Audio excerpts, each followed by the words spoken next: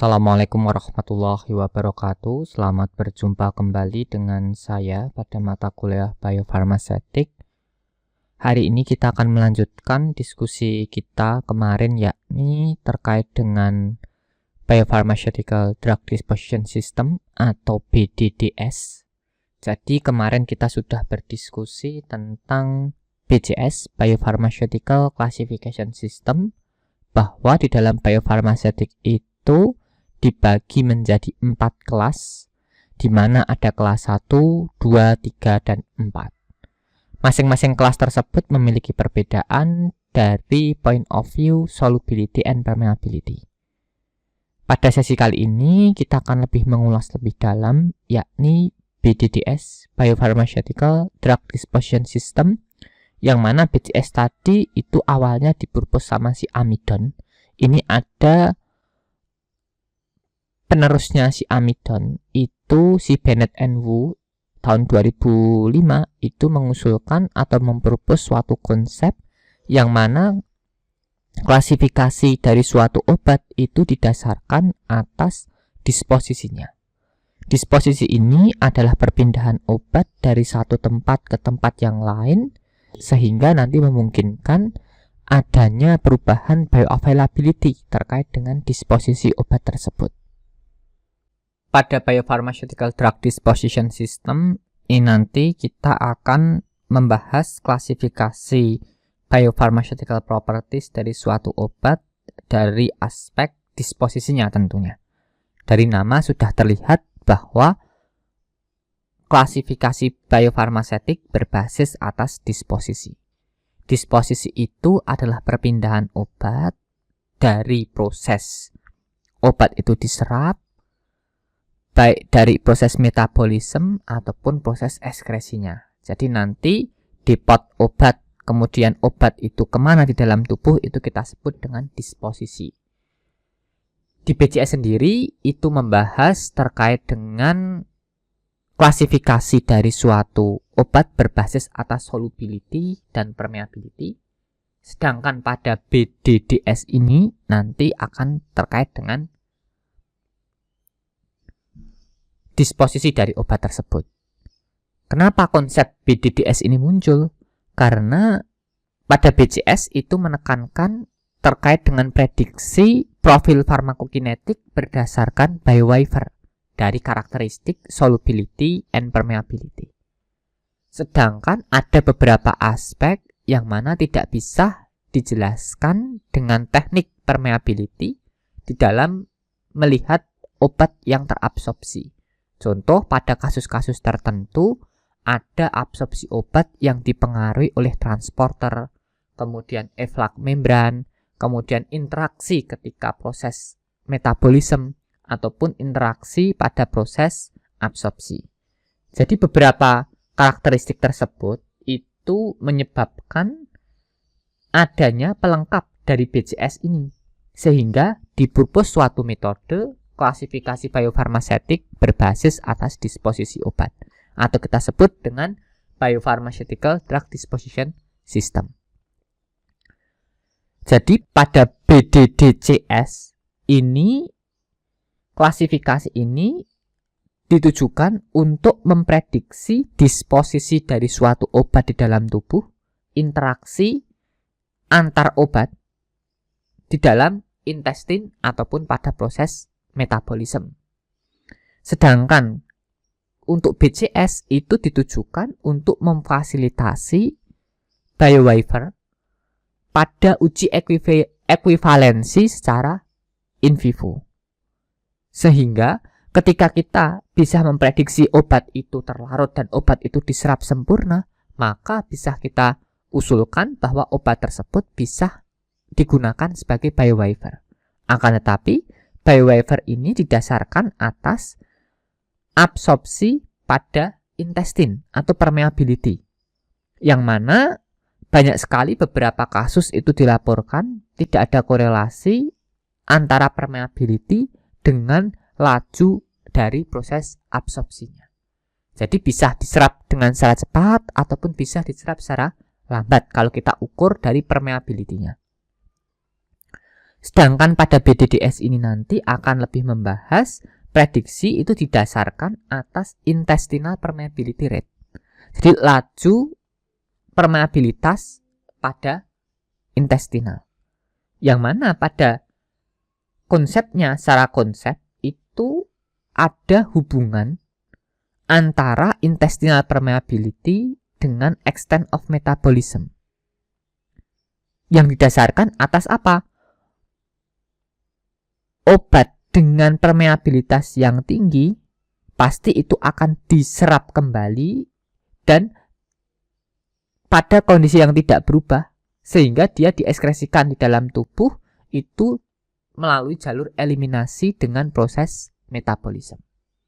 Oleh karena itu, nanti BDDCS ini lebih membahas terkait dengan pengaruh metabolisme, pengaruh efflux, pengaruh transporter terhadap klasifikasi dari biopharmaceutical properties dari suatu obat.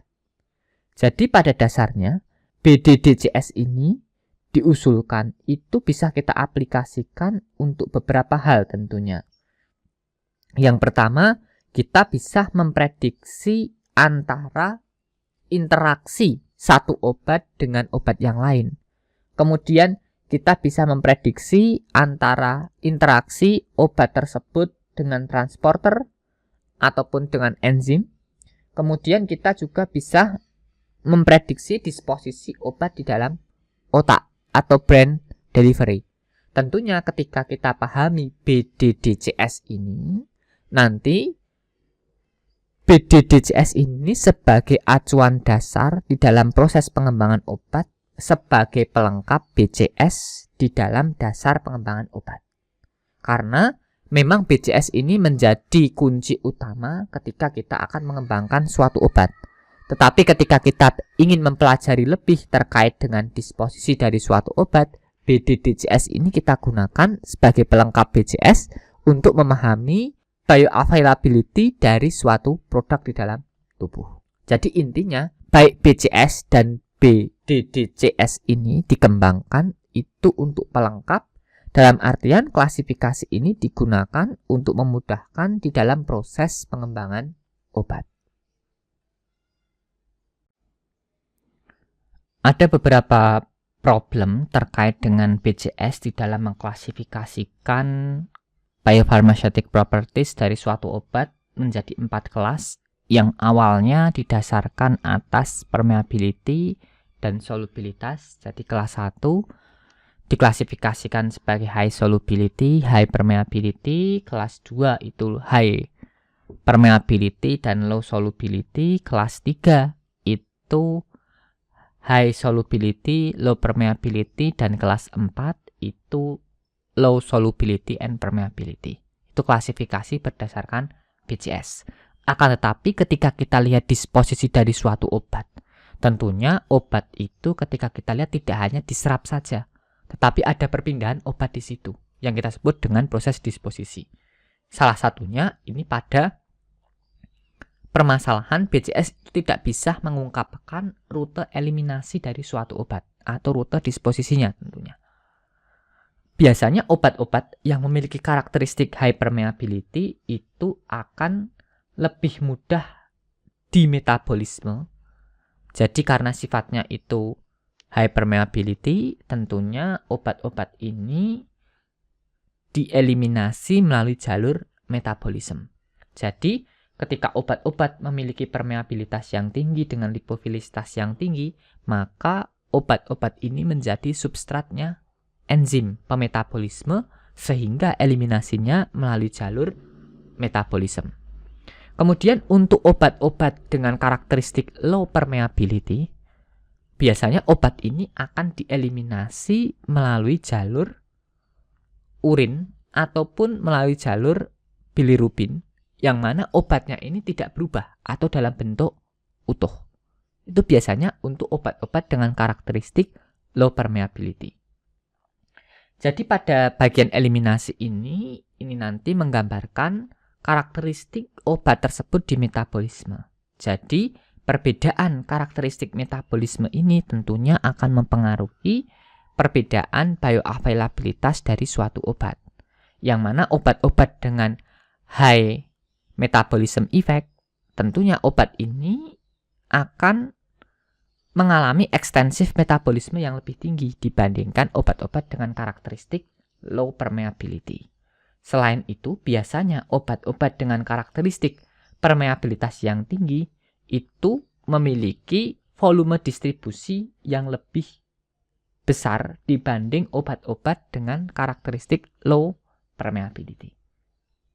Jadi obat-obat dengan permeabilitas yang lebih tinggi itu gampang terdisposisi di dalam tubuh dibanding obat-obat yang low permeability.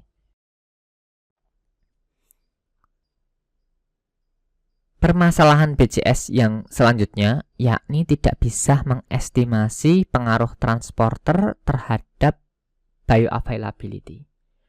Pada Biopharmaceutical Drug Disposition Classification System itu membagi menjadi 4 terkait dengan pengaruh transporter terhadap bioavailability. Transporter di sini tidak hanya yang bersifat absorptif, artinya transporter yang dapat meningkatkan proses absorpsi obat, tetapi efflux utamanya PGP. Jadi di dalam sel epitel kita, di saluran pencernaan itu ada yang namanya polyglycoprotein kompleks. Si PGP ini bertugas untuk mengeluarkan segala benda yang asing masuk ke dalam tubuh melalui permeabilitas intestin, kemudian ditendang keluar lagi, sehingga menghalangi proses absorpsi obat. Sedangkan absorptif, contohnya enterocyte atau transporter lainnya yang mampu meningkatkan proses absorpsi itu akan meningkatkan absorpsinya. Sedangkan efflux itu akan menurunkan derajat absorpsi dari suatu obat. Golongan kelas 1 yakni obat-obat dengan high solubility dan high permeability itu memiliki efek transporter yang sangat minimal. Kenapa demikian? Karena obat-obat kelas 1 ini karena memiliki kelarutan yang sangat tinggi, sehingga obat-obat ini akan tersedia dalam konsentrasi yang tinggi di saluran pencernaan. Ketika obat dalam konsentrasi tinggi ini nanti akan mempermudah kejenuhan dari transporter ataupun efflux yang ada di dalam sistem sel epitel kita. Sehingga adanya transporter, baik itu absorptif maupun efflux, itu tidak akan memberikan pengaruh yang bermakna terhadap absorpsi dari obat-obat BCS kelas 1 ini. Tetapi kalau kita lihat BCS kelas 2 yang memiliki low solubility dan high permeability, karena dia bersifat high permeability, maka absorpsinya sebenarnya sudah cepat karena permeabilitasnya tinggi. Akan tetapi karena kelarutannya itu yang rendah, ketersediaan atau jumlah molekul obat yang tersedia untuk ditransport itu relatif sedikit dan dibatasi oleh kelarutannya, maka obatnya tadi itu akan menjadi substrat dari PGP. Karena tingkat kejenuhan dari efflux transporternya ini tidak jenuh-jenuh, sehingga efek efflux ini lebih menonjol dibanding efek absorptif. Yang absorptif itu relatif tidak menonjol karena obat kelas 2 ini memiliki permeabilitas yang tinggi. Berbeda dengan obat kelas 3, kalau obat kelas 3 itu high solubility dan low permeability, maka absorptive transporter ini efeknya lebih menonjol dibandingkan si efflux dari PGP. Oleh karena itu, dengan kita memahami karakteristik kelarutan dan permeabilitas dari suatu obat, kita bisa merancang desain atau rancangan formula itu menyesuaikan dari obat tersebut, karena proses pengembangan obat itu awalnya didasarkan atas klasifikasi ini dulu, sehingga nanti akan memotong banyak langkah yang kita butuhkan di dalam mengembangkan suatu obat. Kemudian untuk BCS kelas 4 itu baik absorptif maupun efflux transporter itu memiliki efek yang sangat dominan. Kenapa? Karena obat BCS kelas 4 itu memiliki permeabilitas yang rendah serta solubilitas yang rendah. Artinya, kejenuhan terhadap si efflux, obatnya itu jenuh di efflux itu relatif rendah karena keterbatasan dalam artian kelarutan, dan absorpsinya juga terbatas sekali karena ada pengaruh dari permeabilitasnya yang rendah. Oleh karena itu, BCS kelas 4 ini nanti akan lebih variatif. Apabila kita tidak melihat parameter terkait dengan efflux ini, tentunya nanti BCS kelas 3 bisa dimasukkan di biowaiver. Tetapi karena adanya pengaruh dari absorptive transporter effect, BCS kelas 3 itu nanti tidak digunakan sebagai biowaiver untuk ekuivalensi secara in vivo. Artinya bisa dilihat di sini bahwa permeabilitas dan kelarutan itu sangat mempengaruhi pola transport dari suatu obat. Bisa obat itu dipercepat melalui jalur absorptive transporter, utamanya untuk obat-obat dengan permeabilitas yang rendah itu lebih dominan, sedangkan obat-obat dengan kelarutan yang rendah itu pengaruh efflux dari PGP lebih tinggi atau lebih dominan dibanding absorptifnya. Sedangkan obat BCS kelas 1 itu sangat minimal sekali pengaruh transporternya, dan BCS kelas 4 itu memberikan kontribusi terhadap bioavailability itu sangat tinggi sekali dari pengaruh baik efflux ataupun absorptive transporter. Problem selanjutnya yakni pada BCS itu tidak bisa mengidentifikasi pengaruh dari makanan tinggi lemak. Jadi pada klasifikasi berdasarkan BDDCS ini kita bisa mengestimasi terkait dari bagaimana perubahan dari suatu bioavailability yang dipengaruhi oleh adanya lemak. Karena makanan dengan tinggi lemak ini mampu menghambat kinerja dari suatu transporter. Selain itu, adanya intraluminal behavior. Ketika kita mengkonsumsi makanan yang berlemak, maka akan disekresikan yang namanya bile salt. Garam empedu ini berfungsi untuk mengemulsikan lemak atau minyak. Kemudian nanti akan bentuk micellar system. Obat-obat dengan karakteristik low solubility dengan adanya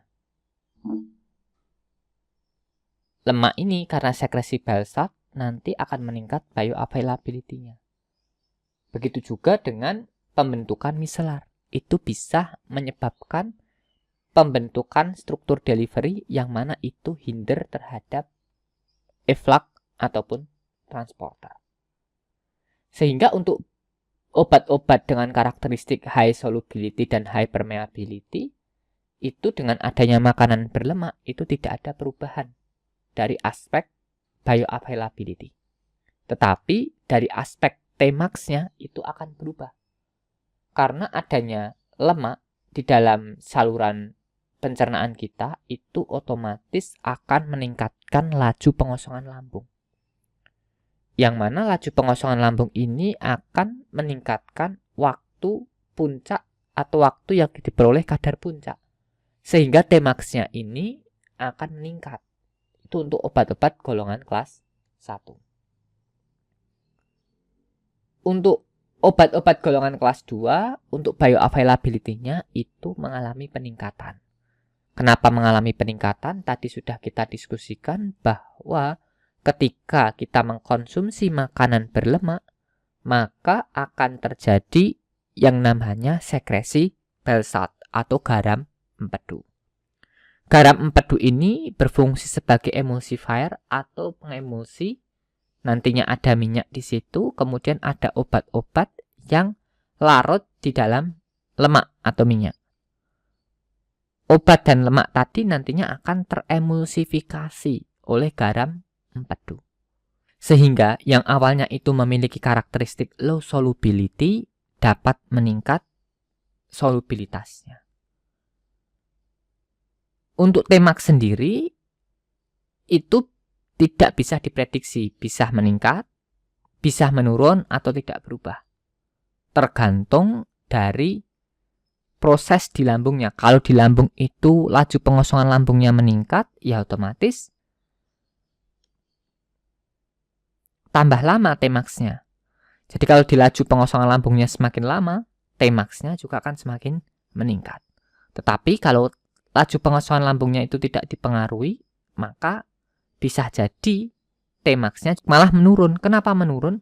Karena obatnya akan lebih mudah cepat larut. Bisa jadi tidak terjadi perubahan. Tetapi selain dari sekresi dari bile salt, untuk adanya miselar dari garam empedu ini bisa memberikan kontribusi terhadap peningkatan absorpsi karena menghambat kinerja dari eflak. Yang mana eflak tadi itu berfungsi atau bertugas ketika ada benda asing masuk ke dalam tubuh kita, maka si eflak ini akan mengeluarkan. Kalau eflak itu dari dalam keluar, kalau inflak itu dari luar ke dalam. Tapi proses ini umumnya pada proses eflak.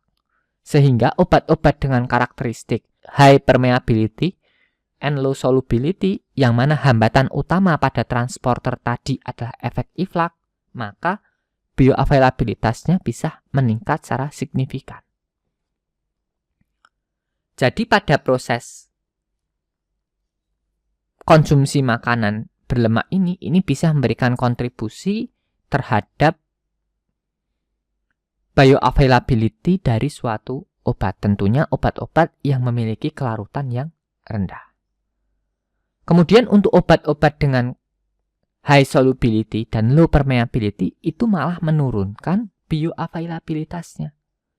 Kenapa demikian? Karena obat-obat dengan high solubility itu biasanya obatnya sudah larut, berarti proses emulsifikasi tidak ditingkatkan, tetapi adanya dari emulsi atau bile salt tadi, adanya surfaktan dari bile salt tadi itu bisa menurunkan kinerja dari absorptif transporternya. Kalau absorptif transporternya itu menurun kinerjanya, otomatis nanti kadar obatnya itu turun. Kenapa bisa turun? Karena proses penyerapannya itu dibantu oleh absorptif transporter. Dan untuk Tmax itu efeknya sama, yakni terjadi peningkatan Tmax. Jadi ketika kita mengkonsumsi obat-obat dengan BCS kelas 3 ini, kita harus perhatikan jangan sampai berbarengan dengan makanan yang mengandung lemak yang tinggi, karena bisa menurunkan bioavailability dari suatu obat. Kemudian untuk BCS kelas 4, BCS kelas 4 ini untuk peningkatan dari bioavailabilitasnya ataupun perubahan dari Tmax-nya itu tidak bisa diprediksi.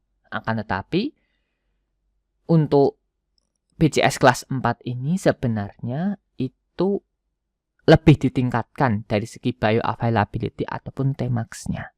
Kenapa? Karena kelarutannya akan ditingkatkan dengan proses emulsifikasi, sedangkan untuk proses eflaknya itu relatif terhambat. Walaupun kalau memang obat ini diabsorpsi dengan teknik absorptif transporter, itu nanti akan turun. Akan tetapi kalau obat ini diganggu penyerapannya oleh inflak, maka bioavailabilitasnya akan meningkat. Jadi untuk beberapa klasifikasi obat tadi bisa kita identifikasi dengan BDDCS dibandingkan dengan BCS. Jadi kedua teknik ini atau kedua klasifikasi ini digunakan untuk menunjang satu klasifikasi dengan klasifikasi yang lainnya. Utamanya sebagai biowaiver untuk ekuivalensi uji secara in vivo. Dari berbagai problem terkait dengan masalah eliminasi, pengaruh dari eflak dan absorptif transporter, serta pengaruh ada makanan berlemak, dan interaksi pada proses metabolisme dan interaksi yang terjadi ketika pada transport obat, memunculkan adanya klasifikasi baru dari biopharmaceutical properties suatu obat dibagi menjadi 4 kelas, Yang pertama, kelas 1 itu adalah obat yang memiliki kelarutan tinggi dan ekstensif di metabolisme. Pada proses ekuivalensi secara in vivo, biowaiver ini digunakan ketika obat kelas 1 ini memiliki karakteristik disolusi yang cepat dan lebih dari sama dengan 70% obat itu di metabolisme. Nanti dieksklusi dari proses ekuivalensi secara in vivo atau kita sebut dengan biowaiver. Kemudian untuk kelas 2 itu low solubility dan extensive metabolism. Artinya di sini ada pergantian parameter permeabilitas dengan parameter metabolisme, bahwa ada hubungan antara disposisi dan metabolisme dari suatu obat. Tentunya disposisi metabolisme ini memiliki korelasi dengan permeability. Ketika obat itu dengan permeabilitas yang tinggi, itu pasti akan di metabolisme secara ekstensif. Akan tetapi ada beberapa obat yang memiliki data permeabilitas yang tinggi tetapi tidak available. Oleh karena itu yang menjadi tolak ukur adalah metabolisme, karena metabolisme ini lebih mudah dikuantifikasi dibandingkan dengan permeabilitas. Yang mana human permeability didasarkan atas jumlah obat yang terabsorpsi, sedangkan metabolisme bisa kita ukur berapa jumlah yang obat termetabolisme. Dari klasifikasi ini ada 1, 2, 3, 4 kelas, yang mana kelas 3 dan kelas 4 itu memiliki karakteristik dengan metabolisme yang rendah. Artinya obat ini diekskresikan secara utuh, yang mana ketika obat diekskresikan secara utuh itu memiliki permeabilitas yang rendah. Dengan kelas 3 itu memiliki kelarutan yang tinggi dan kelas 4 memiliki kelarutan yang rendah.